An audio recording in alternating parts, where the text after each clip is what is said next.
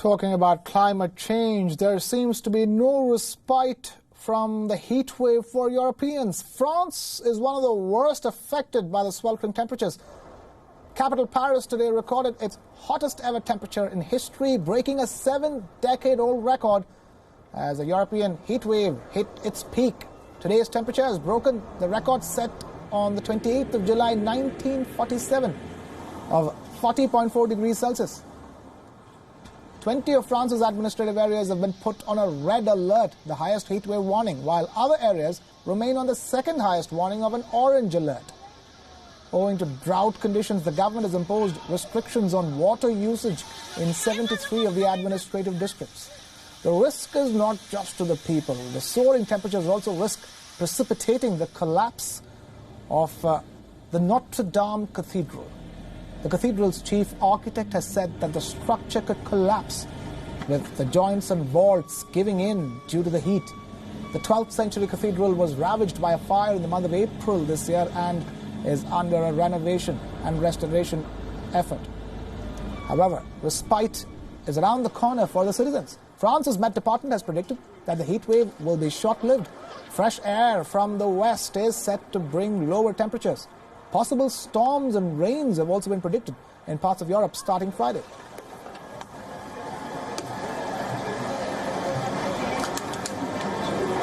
And now we have our correspondent Elena Casas-Montanez joining us live from Paris. Elena, talk to us. How hot is Paris this year?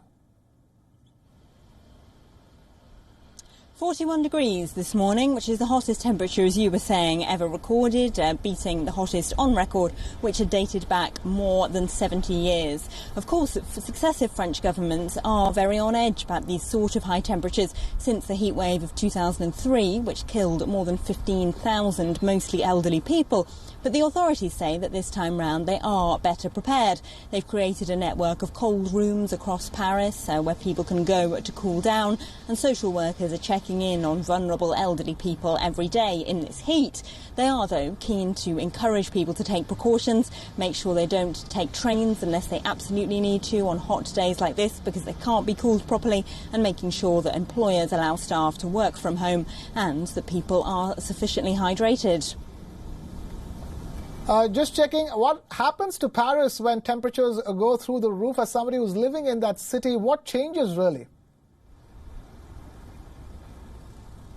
Well, there's almost no one in the street, as you can imagine, and most people are working from home. Few buildings here have air conditioning, so people are inside and battening down the hatches against the boiling sun. Outside, as you were saying, it has all sorts of unanticipated consequences as well. On, for example, the building site of Notre Dame Cathedral, which you can see behind me, where work has had to be stopped, partly because of the heat, and where they're concerned that the heat could dry out the vault where the medieval wood absorbed thousands of gallons of water during that fire on April the 15th, and that suddenly drying it out could cause the fragile structure to collapse entirely.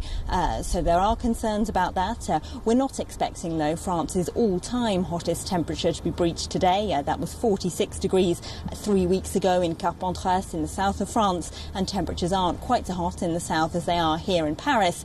Of course, though, this is the second major heat wave of the year, and we're only in the middle of July. There could be more to come in August.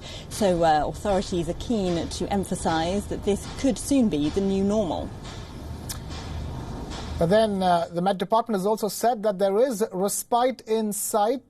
Rains are predicted to start in Europe starting this Friday. Let's hope that the western winds and the rains bring down temperatures and provide some relief for all Parisians and, in fact, for all those across France and Europe. But for now, Elena Casas-Montanez joining us with that live update straight from Paris. Thank you, Elena, for being with us here on WION Dispatch.